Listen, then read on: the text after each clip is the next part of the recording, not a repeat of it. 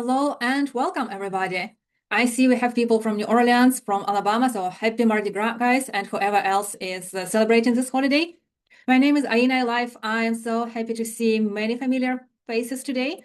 Let me start sharing right away. I see we already have more than 2,000 people, so I don't want you to keep waiting for this. Whoever else, I see people still join in, so they can join later, but we will get it started. We have a topic today, conflict as a strategic asset through AI optics. It's part of the series of my webinars. We already have a decision under pressure through AI optics. I've participated in a few PMI chapter meeting providing the webinars on negotiations through AI optic, and the new one is going to be on February 17th, and another one is on March 12th. If you are interested to join, I'm talking about AI optics as one umbrella, and under this umbrella, I'm talking about how AI can navigate and help us to be better in decision making, especially when pressure is tightening us, or how can we be better negotiators using the sandbox and train with AI coach. Or right now we are going to talk about the conflict. But before I will give you my definition, I want to ask you what comes to your mind by conflict and conflict management. And here is a book, The Conflict Resolution Toolbox by Gary Furlong.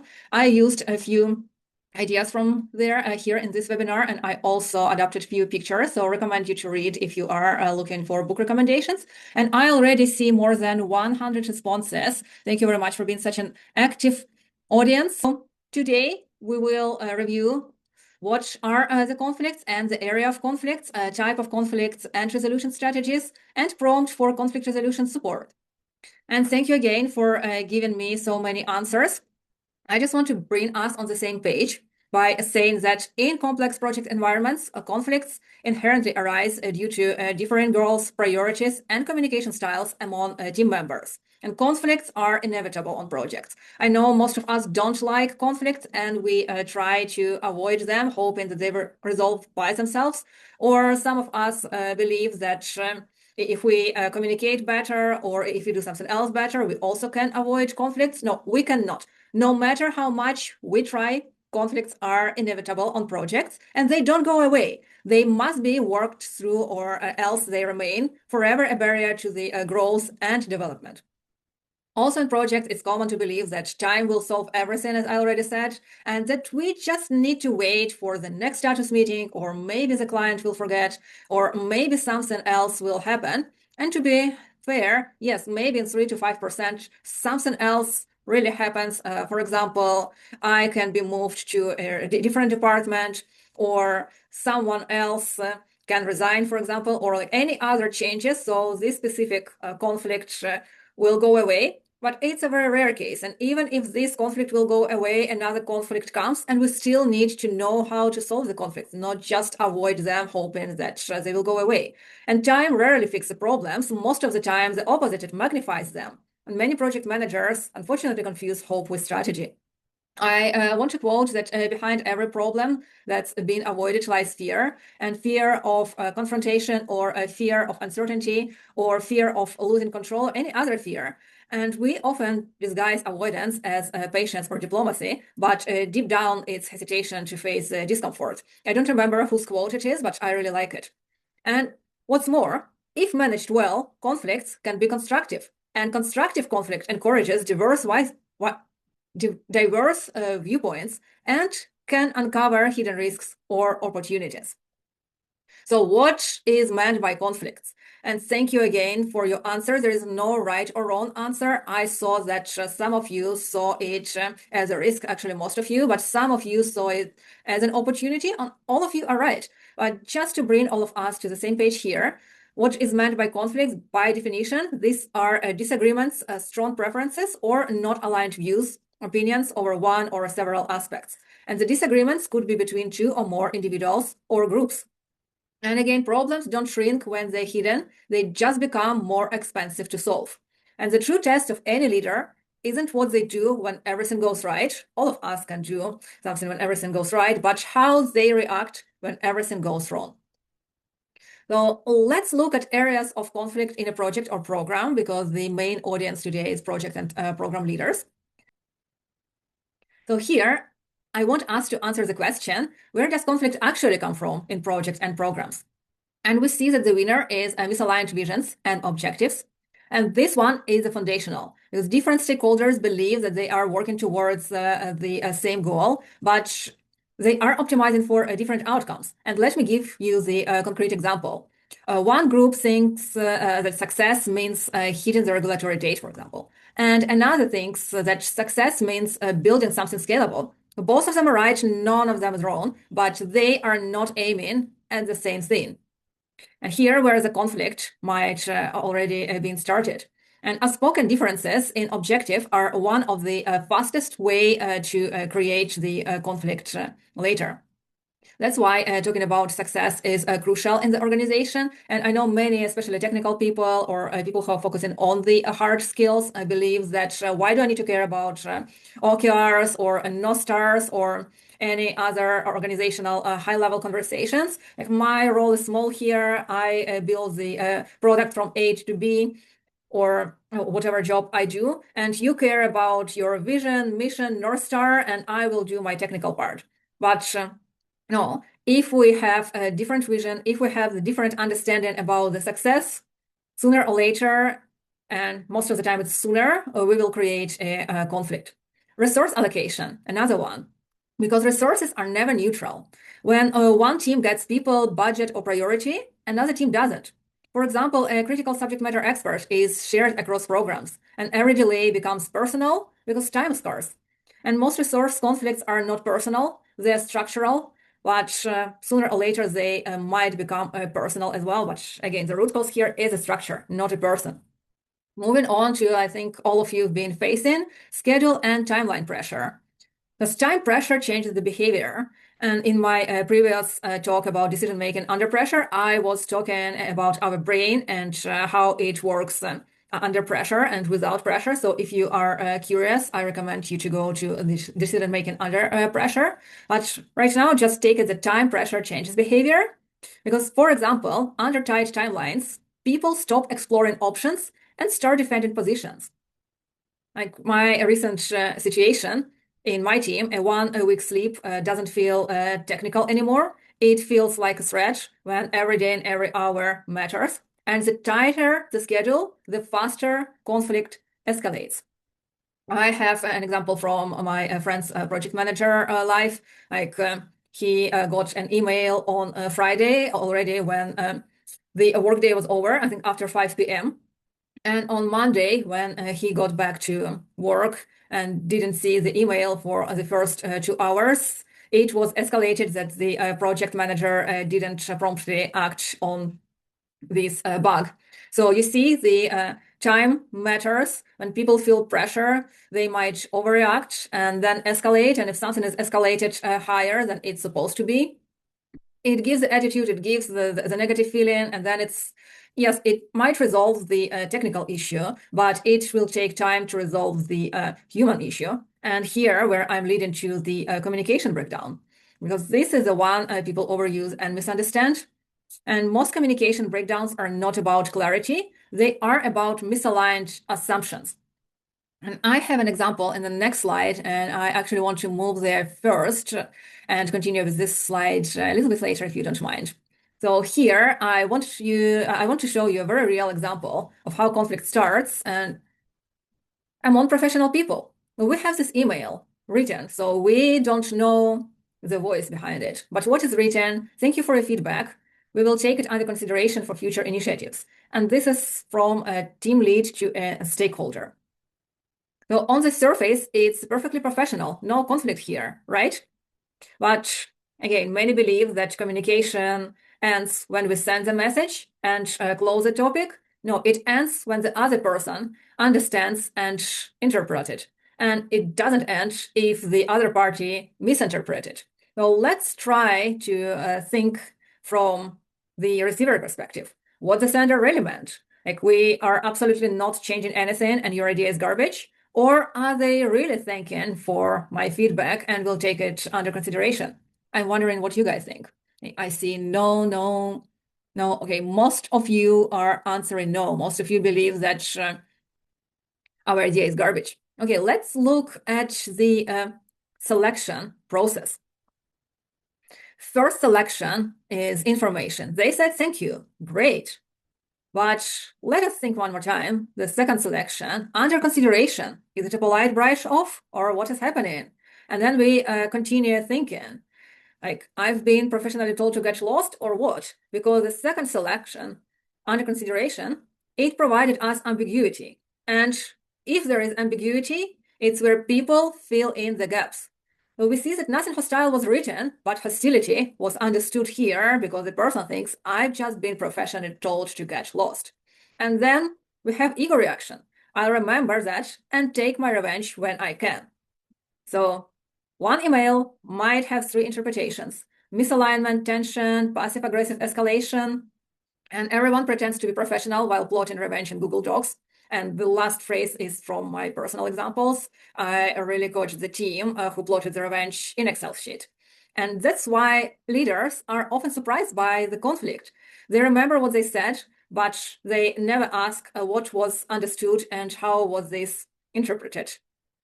And again, based on our answers, I see that most of us interpreted it that we've been professionally told to get lost. But what the team lead actually meant, we don't know until we ask them. And I have another situation from my professional life. I moved to another project and what's more to another department and became a project manager there. And at the same time, another person moved the same time with me and became a project manager for another team. Our manager, and this is my interpretation, had a genuine intent to help us. So they scheduled a meeting with me to go through my notes, which I was going to present next day. I was happy, I was grateful because I felt like somebody is taking care of me, and I will make sure that tomorrow I'm saying something what is really happening, don't have this stress of being new and maybe misunderstand or misinterpret some information and provide something what is not actually happening with the project. So I felt cared, I felt protected, and I felt that tomorrow whatever I say makes sense. One reaction, the same manager, same intention, another meeting with another project manager. So the second project manager took it in a totally different way. They thought that the manager is micromanaging them and doesn't trust them even that basic thing like provide and update the meeting notes. So we see how easy to get into conflict even if our intentions are good. And in this case, again, we just need to ask our manager what was really behind it. The genuine intention to help and to support and to reduce the level of stress? Or was it actually micromanagement? I don't know. But what I mean, one size doesn't fit all. So even if you got a positive reaction from one person, you might get a conflict for the same thing from another person. But let's come back to the areas of conflict in project or program. And I think we stopped here, scope and priority misalignment. I think everybody's clear here that this is where conflict quietly accumulates. Like the scope keeps expanding, priorities keep shifting, but no one resets the expectations. And then at the end, everybody's surprised why the expectations are not met.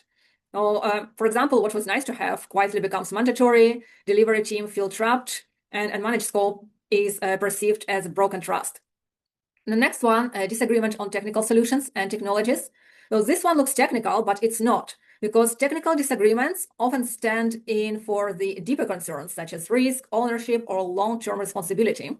For example, one team wants speed, and another wants maintainability. So the argument sounds technical, but the conflict is about the consequences. And the last one, the cross-functional or cultural differences. This is where the misunderstandings multiply, and especially cultural differences, the topic we prefer to avoid, because what is normal for one culture can be offensive in another one, and different functions, different cultures operate on different rules. I won't stop here because we have a very broad audience. So I'll just give you an example that one group values speed and iteration, and another one values predictability and control. And again, neither side is wrong, but without translation, conflict is inevitable. So now let's move on to the triangle model of conflict. We have result, emotions, and process. Well, let's start with the top of the pyramid, result, which is substantive. Now, this is what people think they are arguing about. For example, they're arguing about dates, scope, budget, deliverables, technical choices, and this is a visible part of the conflict. But what is happening on the bottom side of this pyramid? On the bottom side, we have a process, and this is how decisions are made. Like who decides, who escalates, what process is followed or ignored. Example here, when people say this wasn't escalated properly. This is the process side speaking in this example. And emotions, psychological. This is where the part most leaders underestimate. But emotions here doesn't mean feelings. It means the perceived threat. For example, we might be threatened, like our credibility must be threatened, or a threat to control, or a threat to reputation. So once emotion is triggered, rational problem solving degrades fast. So now let's look at the lock in the center. When these three dimensions get tangled, conflict locks, because you cannot solve a result problem while ignoring the process, and you cannot fix the process while people feel threatened. Now, let's look at conflicts within PMO, like something more specific, because we have many PMO folks today. So governance and flexibility, this is probably the most common PMO tension. When the PMO exists to bring structures, standards, control, and delivery teams exist to move fast and adapt. The conflict here appears when governance is experienced as friction and flexibility is experienced as risk. And both sides are doing what they were designed to do, but we have a conflict. You felt this, not the one time. Prioritization and portfolio alignment. This one escalates quickly. When everything is important, resources are finite. And when priorities shift without clear rationale, teams stop trusting the portfolio view. And unclear prioritization doesn't just slow the delivery, it creates competition. Next one, role clarity and authority. This is where many PMOs quietly struggle. Like who decides what, who escalates, who has the authority versus responsibility. And here is the critical point. When roles are unclear, conflict fills the gap. Moving on to the reporting metrics. Here, this looks technical again, but it's rarely just about metrics. Let's say one side wants visibility and control, and another side feels measured, judged, or misunderstood. Familiar, right? So metrics become proxies for trust. Skill gaps and capability expectations. This conflict often stays unspoken. Like expectations are high, capability varies, and no one wants to admit the gap. So when expectations and capability aren't aligned, frustrations replace the dialogue. Stakeholder engagement and communication. This is where misunderstandings multiply. Different stakeholders expect different levels of involvement, transparency, and responsibilities. And most communication issues are actually the expectation issues. And methodology, the last one. Agile, waterfall, hybrid. Methodology debates often sound rational, but they are usually about control, predictability, and risk tolerance. So let's move on to the pyramid here, the conflict escalation pyramid. We see power, rights, and interests. And from bottom up, the costs are going up. Let's start with the interest, the bottom. Here, the conflict is still healthy. People are talking about needs, constraints, and trade-offs. For example, we need flexibility to deliver, we need governance to manage risks, and this is where PMOs should keep the conflict because it's still manageable to find the compromise and to find the flexibility to satisfy the issues. Rights is when we miss the opportunity on the interest level. So then when the escalation goes to the rights, or sometimes it jumps to the rights right away when the interests aren't addressed. Like now the conversation becomes about rules, policies, contracts, and authority. For example, people start speaking like according to the framework, the policy says, the contract allows. So once conflict shifts to the right, collaboration becomes harder, still manageable, but way harder than we are still talking the interests. And the power. At the top, conflicts is no longer about the work. For example, it's about who can force and outcome. here where the power game starts, where the politics starts. I know some people say, I don't play politics, but we are living in the corporate jungles. So even if you don't play politics, the politics plays you. And it's about who can force an outcomes such as escalations, executive overrides, political pressure. And here, this is the most expensive way to resolve the conflict. And as I said, as conflict moves up this pyramid, the costs go up. So time, trust, morale, delivery speed, all of this connects. And talking about PMO specifically, the PMO often doesn't cause escalation, but it can either stop it early or unintentionally escalate it.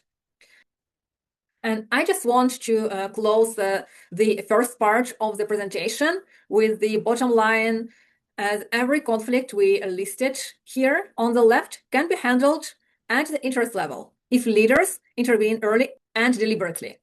Once conflict reaches the rights or the power, options shrink and damage grows. And the goal of PMO leadership is not to eliminate conflict, it's to keep it at the lowest possible level. Moving on, type of conflicts and resolution strategies. Let's talk about the level of conflicts. We have 5 levels, like problem to solve, disagreement, contest, crusade, world war. And I want to acknowledge here that most project failures don't start with bad plans, surprisingly. They start when a problem quietly stops being a problem and becomes a fight. Let's look at the example. Imagine if, let's say, 40 million transformation program, multiple work streams, external vendor, fixed regulatory deadline, nothing exotic for you guys, just a normal portfolio level headache. We have typical key roles: portfolio manager, project manager, tech lead, operational lead, external vendor. And if we are at the level 1, problem to solve, so what actually happens? An example, the program manager says in a working session, like, the vendor is delivering features, but we cannot test them when they arrive. And the vendor's delivery cadence doesn't match our internal testing cycle. And the tech lead adds here, if we don't adjust sequencing now, we will compress testing in Q4. Operations jump in. Can we map the dependency and see what flexibility we actually have? Great discussion. Everyone is still talking about the fact. If you see the examples here on the slide, like, team members engage in conflict openly and constructively and use a language like, all right, I hear you, but I think you're forgetting the fact that we just have a misunderstanding? What are you thinking I'm saying? And the intonation is important here, because if I say, what are you thinking I'm saying, like with this kind of like leaning in and raising my voice, so it means I'm on the level 3. But if I am genuinely curious, like if we just had misunderstanding, what are you thinking I'm saying? And you notice that English is not my first language, so sometimes I think maybe I said something wrong, or maybe it's my accent, so should I rephrase myself? Maybe my language is the reason. So I genuinely ask what I think I'm saying, hoping that you paraphrase and then I understand what you understood. Many are afraid even this level, because if they hear that people are talking about different options, for example, I hear you, but I think that the key situation is different here, they might feel that, oh, people are already conflicting, let's shut it down. No. As project managers, we need to be at the level 1 80% of the time. And even if your team is quiet and never even at that level, it means that sometimes you need to play the devil advocate and to encourage them, or like a little bit push them to the level 1, sometimes saying something opposite. So people will start react and think from the different angles. So coming back to our example, everyone is still talking about facts, tech lead, operational lead, disagreement exists, but it shares the reality. No one is protecting themselves yet. And what is typically happening in this situation? The operations said that we need to map the dependency, or can we map the dependency? And conversation stops here. So the solution was brought up, but nobody took the responsibility. In the ideal case, us as project managers need to jump in and ask who wants to take the responsibility, or I'm going to speak the details in the next slide. But to see how the conflict escalates, let's say that nobody took this responsibility. So we close the meeting, maybe assuming that if ops proposed it, so they are going to map it.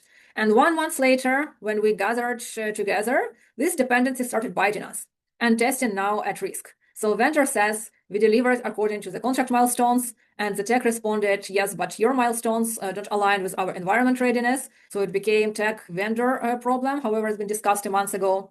And project manager said, we flagged this earlier. But did we? But okay, we flagged this earlier.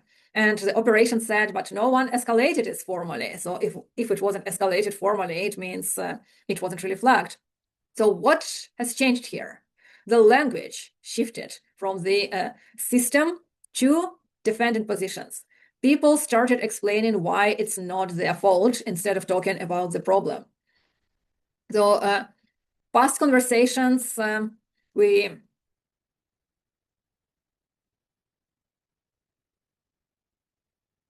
in this room, the energy is now spent on justification, not solution. And let's say that leadership still didn't react. People were defending their positions, but nobody still resets the ownership, no decision on trade-offs, and no alignment meeting. So another meeting, level 3, steering committee later. Now the problem isn't the dependency anymore. H is going to sound like this. Every time this program struggles, it's because tech overcomplicates things. Or it's the operations always blocks progress with the process. Or this vendor never works well with the internal teams. And side conversation starts. Sometimes CC list gets selective. Sometimes the opposite. We start inviting third parties. We start documenting everything. We start protect ourselves, our jobs, our egos, whatsoever. So meetings started happening either without certain people or with additional people we really don't need in the room.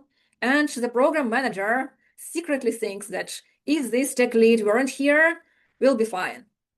And this is a critical shift where the issue is now people. And this is a shift from the problem to people. And each individual is trying to win the narrative. So at this level, asking what is the real issue no longer works because there is no shared reality left. And leadership mistake here is treating this as the communication issue and coaching individuals instead of addressing the system. But if we are at the level 1, 2, or 3, so level 1, we don't need to solve anything at all. Disagreement, we need to bring it to the level 1. Level 3 is still possible to solve. It's harder, but we still can lower it down to level 2, and I will provide the examples later. However, if you are not professional here, it's already very challenging at the level 3. So if you are not professional, just shut down the meeting. Otherwise, it might escalate to level 4 very quickly. And continue the next day or the next week talking to the individuals before gathering them in the same room. Level 4, the crusade. Now it is no longer this program. It becomes, this is why agile delivery doesn't work in regulated environments. This is exactly why the PMO needs stronger control. Delivery teams cannot be trusted without tighter governance. And people start recruiting allies, like email forwards for visibility, execs briefs before meetings, language becomes moralized, right or wrong, professional or irresponsible. And notice what disappeared at this level: dates, data, options, or the opposite. People are plotting on each other and they bring up the dates when, for example, the ops didn't do the work or the tech lead missed the deadline. So instead of solving problem, people start gathering dates and data on each other. So the leadership failure here is taking sides instead of dissolving ideology and allowing escalation to define strategy, and also confusing escalation with leadership strengths. And the last one, rare happened, but still happens, world war. Here, no matter how professional you are, you cannot do anything other than just shut down the room immediately and then work with the individuals one-on-one for quite a period of time until you can bring them up together. So here, like the executive might say, enough, we are canceling this work stream and reassigning the delivery, or we are moving these individuals to another business units. And another executive might think that this program was doomed because of how ops handled it. So even like careers might be impacted, budgets are cut off to send messages, and lessons learned documents are written and ignored. And the original dependency still unsolved and still comes as a legacy to the other teams.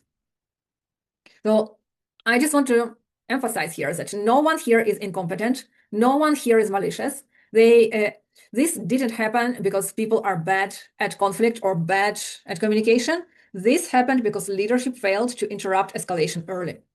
So every level above this, above the level 1, is just compounded the avoidance.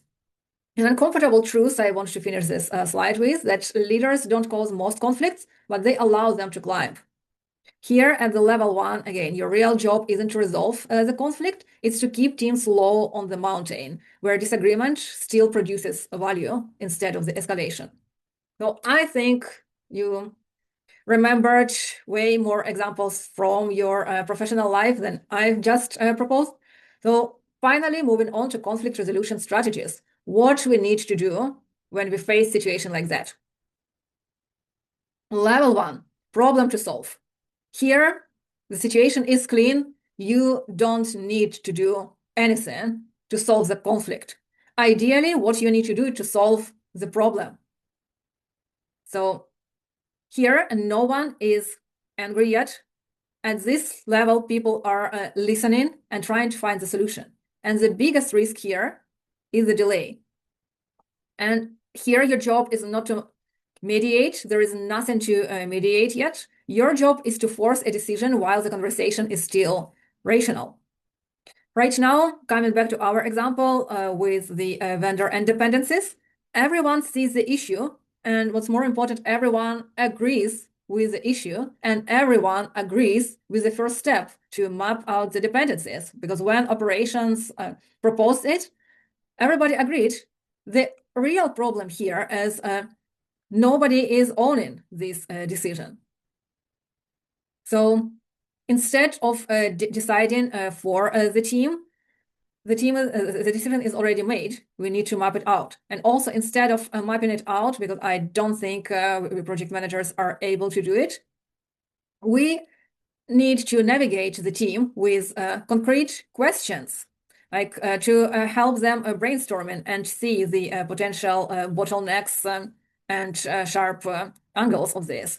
And these questions are not specific. We don't need to have any like technical knowledge about it. We are helping our technical people and operational people to flag everything what they need to flag when somebody of them take ownership of mapping the dependency. So we might ask something like, what exactly has to happen before testing can start, and in what order? Or another question, does testing start after the feature A, or do we need A, B, and C together? Or what needs to be ready on our side when the vendor delivers? For example, environments, data, access, approvals. Just think outside the code level. And which dependencies are hard and which are flexible?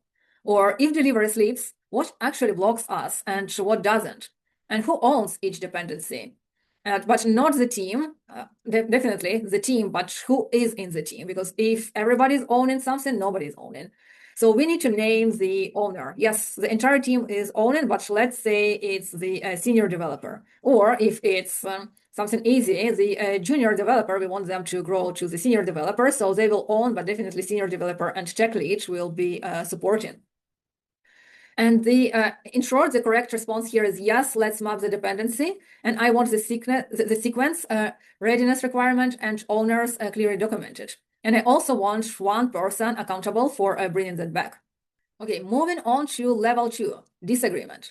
If we haven't solved this on the level 1 month later, this dependency started biting us, and our testing is at risk. So just to remind you the situation, the vendor said that we delivered according to the milestones. Tech lead was involved. Then project manager told that we flagged it, but in the reality, nobody really escalated it. So what can we do here?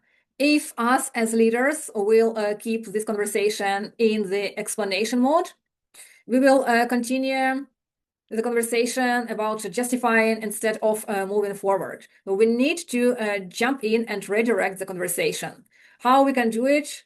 Sometimes the polite interruption is enough. Sometimes when people get a little passionate about the conversation, we can raise a voice.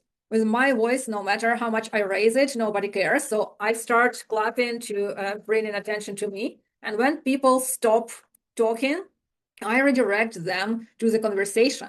Like, okay, we might have some lessons learned from this situation, and not pointing them out, otherwise somebody will feel responsible or guilty, or that I indirectly point on them. So I might address that situation is not ideal, because that's what people are arguing about, but let's remember that we have a problem to solve, and a problem here, so I am reiterating the problem, that we have a vendor schedule, and we understand that vendor works with other people, so we're kind of like providing understanding, not attacking the vendor, so vendor feels safe in the room, that they have other clients and they cannot adjust their schedule according to each individual. So we understand that we have our own schedule, we have this process, so just reminding people what we have and what we work with. So together, the purpose of this meeting is to find the solution. And unfortunately, we have a tight schedule. We have this dependency, which started biting us. So the time is shrinking, but we still have some time. What is the first step, or what is the most urgent step we can address right now? So something like that, reframing back to the problem and ask people finding the solution. So if the conversation comes back to the dependency mapping, okay, who is going to own this? And again, navigate with the question, asking for the ownership, and also asking for the deadline. Like, when can you come back to us? And when can you come back to us? And when should I schedule the meeting? And also, if we know that people are busy, can you prioritize this meeting when this person will come back with the dependency mapping to us? That is the level 2. Level 3, when it comes to the contest and the conflict is accusatory, we need to accommodate people's different views. However, this doesn't mean that we are compromising. What it means is we must take charge. No, we don't have any other options. Even if there's a conflict between the higher people in the hierarchy, and I know it's challenging to interrupt someone who is higher, but if we don't take charge, people will continue arguing. So again, depends how political and structural your organization is. Maybe don't interrupt someone who is higher on the hierarchy. So wait for somebody to talk who talks at your level, and try to jump in when they talk. Or if there is even like a small pause, again, try to jump in, raise your voice, clap, whatever. You need to stop this conversation. But again, be mindful. If there are just the stakeholders higher than you, make it accurately. If it is your team, here, yes, you can interrupt, because as sooner you stop them, as better, because when people become accusatory, they might say something they will regret, and this will become personal, emotional, and harder to solve. So again, if you cannot interrupt, just wait for the first opportunity. If you can interrupt, interrupt and take charge. Do not solve the problem here, because people are too passionate right now about their personal views than solving the problem. Stop them. Remind the team agreement, like team morale, that we agreed to respect each other, we agreed to be polite, and definitely it's challenging sometimes to keep our emotions, because all of us are passionate about what we do, and all of us are here to solve the problem. And that's why sometimes we might overreact and sound maybe like disrespectful or something like that. So you remind about the morale, you remind about the respect. So while you're giving the speech, people don't talk. That is good. They don't talk to each other. They breathe. They kind of like calm down. Then you accommodate different views, providing understanding that there is a point here and there is a point there. Example, like I recently had a conflict between a product owner and a tester. So we had people offshore, and it's very challenging for us to meet together. And what was happening that product owner prepared a story for the sprint, but discussions during the sprint meeting wasn't enough because the testers felt like the story is ambiguous and they are not sure what result we are aiming to get at the end and what case scenarios they need to prepare. So you accommodate this side, you hear that these people want this project to be successful, and that's why they just cannot do like unfinished work or ambiguous work, just doing what they understand and hope that it's enough. So that's why they are asking a product owner for the detailed user stories. And at the same time, a product owner said, but I don't have enough time. We have this sprint planning and then we start the sprint. Well, one day, like by the end of the day, is not enough for me to go through all of these stories and to prepare technical specifications. And I'm not even a technical person. Well, I want the testers and all other technical people to take ownership and reach out in advance. And even if there are missing details in the stories, to fill them out on their own. So I hear out the product owner. The product owner also wants to help, but they don't have time. So the solution here is to start refinement meetings about the stories sooner, even though it's challenging to find time to meet with the entire team. This is where we all need to look at our calendars and see what takes our time. And I know that time slot is limited because offshore people are finishing day at 11 a.m. our time zone, and North American people start their day at 9 a.m. So we have just 2 hours every day. So what can we do about that? Can we prioritize these refinement meetings somehow? Or do we need the entire team? Or can we do the prep work in advance? So for example, a product owner prepares the story and flags on a chat that these stories are ready to review. And then the entire team will review the story and communicate on a chat that this story is fine, I'm okay, I understand, so let's just stop during planning. Or if it's not, somebody flags, I have something I don't understand. So maybe these people might meet one-on-one. I know there are like more individual meetings, but in case these people are in the same time zone, they can meet up after 11 a.m. You know, this might solve the problem. But what I mean here, like you hear out what people are saying, you stop, you accommodate the views, not people, and then bring them to the disagreement level, and then slowly level 1 problem to solve. So by the time you finish the conversation, by the time you finish your speech, you need to be at the level 2. And then you allow them to speak, but individually, not all together. So you're still in charge. You choose the person, and what I recommend is to choose the one who is the least conflictive to speak the first. So they can kind of reframe what they're trying to say. Like if it is a tester, yes, I am trying to test, but I don't have case studies, and I don't have like testing scenarios. So I cannot guarantee that I tested properly. So this is my issue again, without accusation, without anything, just restate the issue. And then you ask your product owner to speak or whoever else is involved in the conflict. So when all of them spoke up, you are at the level 1, you are framing the problem to solve. And if you can solve the problem right now, or at least if the solution is not obvious, you gather them again next time to think about the problem, not about people.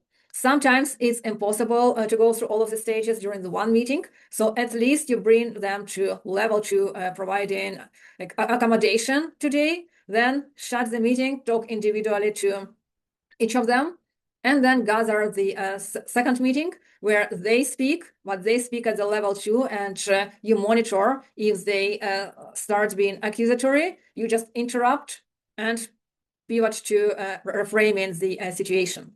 That is level 3. Level 4, crusade. Here you're shutting down the meeting immediately, and you need to have at least few one-on-ones with all individuals and kind of like convey the messages between the different parties. What might help here, if they are not like higher authority, if they are your team members, you might gather them together and do the workshop what are you grateful this person for? So that will help people to shift their focus from disagreement or from this specific topic, but think about how this person is helping me or been helping me during this entire time. Like, for example, I'm grateful my tester for flagging up the situation as soon as possible. I'm grateful my tester for taking ownership of the demo reviews, etc. So when people see that the other person actually brings value and being a team member, it might help to push down the emotions a little bit. And when people are like grateful to each other, when they say thank you, so after that, we might come back to the disagreement level and try to solve the problem together. But it's not a solution. I'm just saying that sometimes it helps. Most of the time, it's too late for this. So you just need to separate people for a while and be a convey. And level 5, separate people for longer. And here is very challenging to solve. So just time heals. And during the time, you also have multiple individual sessions. And only after that, only when people calm down, and most of the time by this stage, the program is either on hold or something else happens. So when kind of this like conflict disappears by itself. I mean, and if the program is on hold, so nobody's conflicting. So here it's easier to bring people back together and continue working again as a team. A few more examples here with how-to solutions. So the first one example happens between a marketing team and engineering team arguing over who owns the AI roadmap. And after talking with these individuals, you might understand that the problem here is ownership ambiguity and KPI collision. So how can we maneuver here tactically is to clarify who decides what based on based on like value creation and not just a hierarchy, and how to work this out. I think a RASI matrix is quite helpful here. So RASI matrix means responsibility, accountable, consulted, and informed. So this conversation shifts focus from job titles to impact zones, such as who creates insight, who executes, who guarantees the outcome. Like, for example, the marketing owns adoption insight, and the engineering owns the architecture execution, and the product lead owns the strategic outcome. The intended outcome here is to reveal the blurred authority lines, and to the clarifying decision right restores the motion and prevents the political war. So here the conflict is like when it comes to the ownership, it's about responsibility, accountability, and whoever else is involved, and should some individuals just be consulted and informed, or should they take the actual part? Another pattern in the organization is misaligned priorities in global teams. If we have global employees, like North American team might push the speed, and European team might insist on more validation. So here we have different time zones, also cultural rhythm. So here the diagnosis might be is that we are drifting in rhythm, priorities, and also the decision cadences. So what we need to do is we need to rethink through decision velocity mapping. So, for example, we can create a dashboard, like a one-page tracker showing which decisions are the fast track, like less than 48 hours, or standard, like 1 to 2 weeks, or a strategic, like executive sign-offs. And remember, I brought the example about my friend when he was escalated just in a few hours when he received an email on Friday after his hours and got back on Monday. And 2 hours after his shift, he got escalated. So here, where this decision-making agreement makes sense, like if such email sent, how many hours we expect from a person to respond. And we need to talk business hours, because we might say 8 hours, but it was sent on Friday. Nobody works on Saturday and Sunday, so we don't expect 8 hours on Friday, or we don't expect the person to reply at 2 or 3 a.m. The third one, the personality or power clash, like leader versus stakeholder.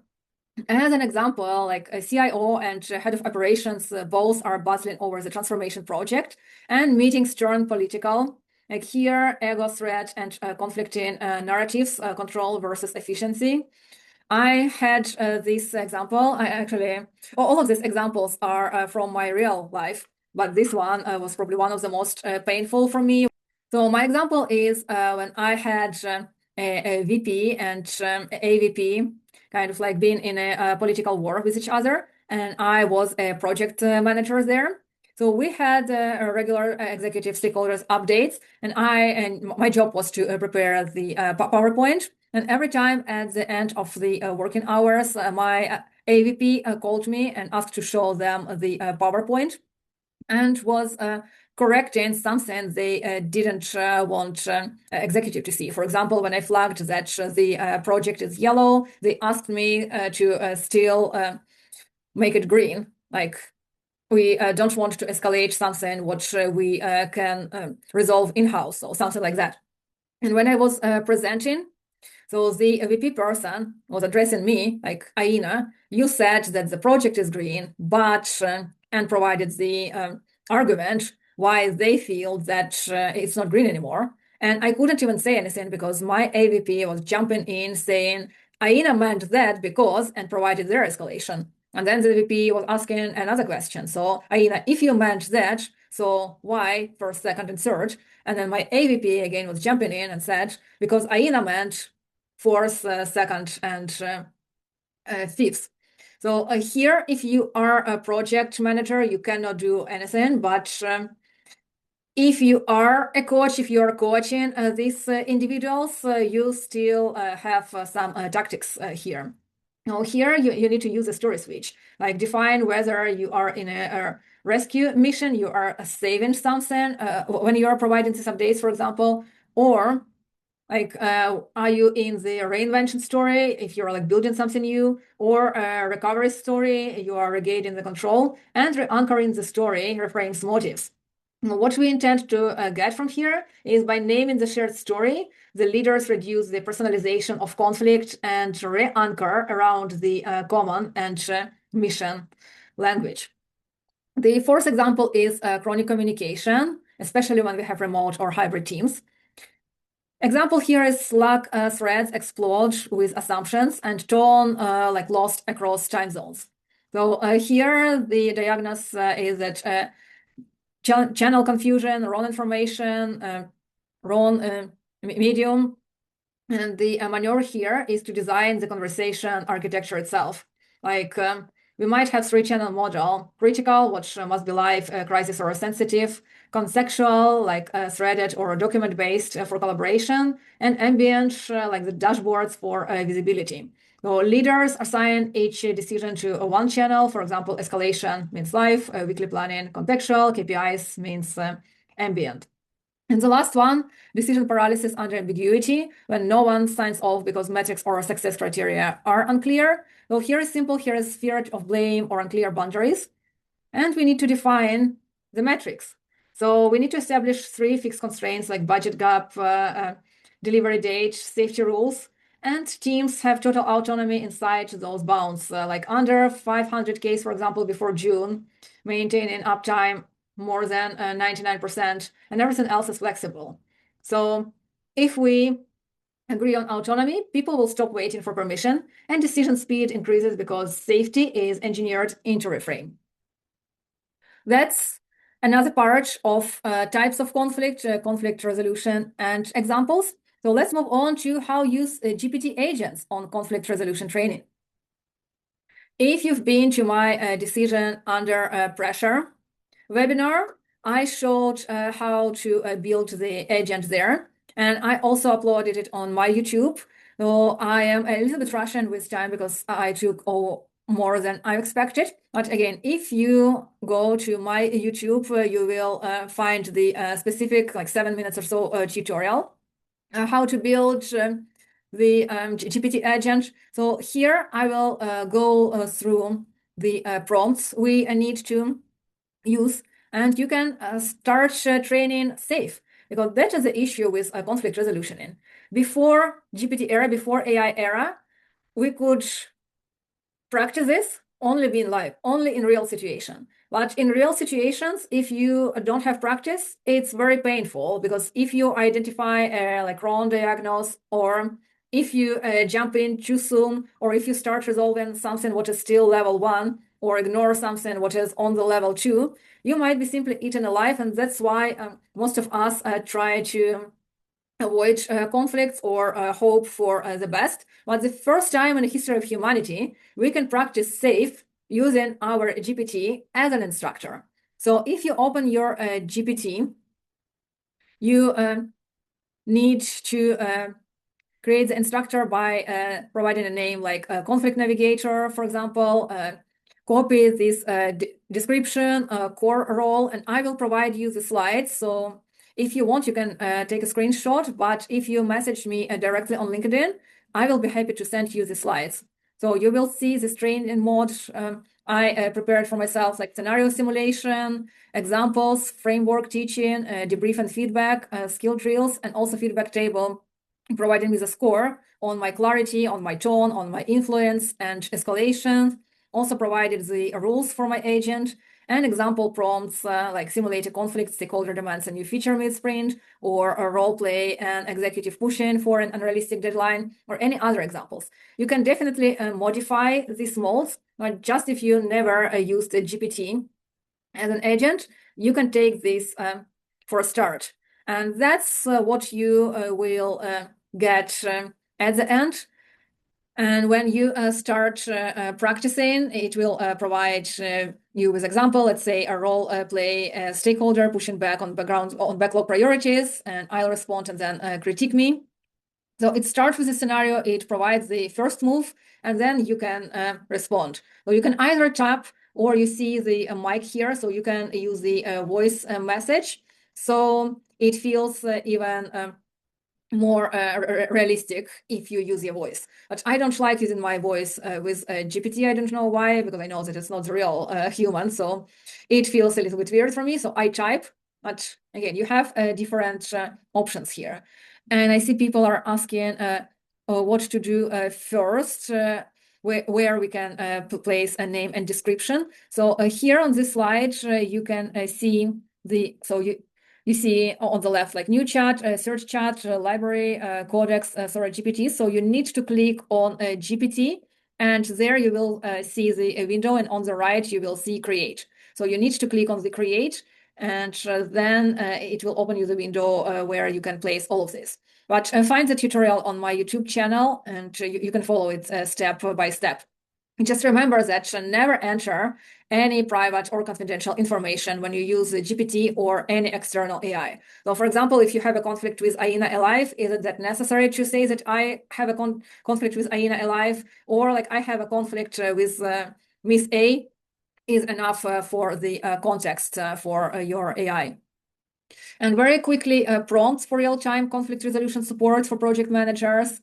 Like I prepared some prompts for misaligned visions, resource allocation, schedule and time pressure, communication breakdown. So the slides we were studying at the beginning of this presentation, I don't have time to read these. So just take a screenshot or message me for the slides, and you will get all of these prompts, and you can practice them with your GPT agent. Self-prompts for PMO conflicts, like again, the second slide specifically to PMO. You can use this, for example, to practice. And also a reminder that some assume that ChatGPT is neutral, but it's not. Even if it's like large language model, it by default tries to mirror your perspective. So yes, it's LLM. It doesn't have biases, but because it was programmed to respond empathetically and supportively, it kind of like is taking your side. So to make sure that you don't have blind spots and you see all of the perspectives, especially if you are involved with the conflict, if you just describe like neutral situation, yes, and you prompt GPT to provide different angles. Yes, it does a good job, but if you say that it's a conflict about you and somebody, it will automatically emphasize you, and meaning the negative side of it will take your side. So you can use this prompt to avoid echo chambers. Like, now show me the shadow version of this situation. What might I be missing, avoiding, or contributing to without realizing it? Challenge my framing and give me the uncomfortable view. Now, it will be happy to provide all of this to you. And again, it's up to you to take it as a truth or not, because it provides you its vision based on the information you place in it, based on the accuracy of your data. Sometimes I feel like, no, it's not what is happening, and what it provides, it's not a different view, and I'm still fine with what I feel about the situation. Is also fine. You don't have to take 100% what GPT is saying, but sometimes it actually shows you something what you haven't seen, and you might think like, oh, if I think from this angle, it actually not what I've been thinking before.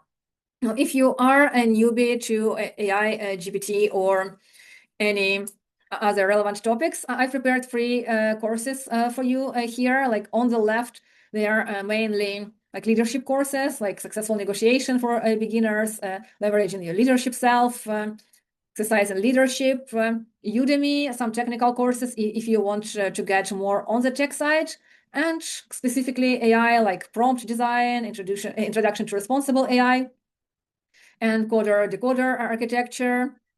And that's it. Thank you very much for attending this webinar, Conflict as a Strategic Asset through AI Optics. And I hope to see you the next time. Thank you.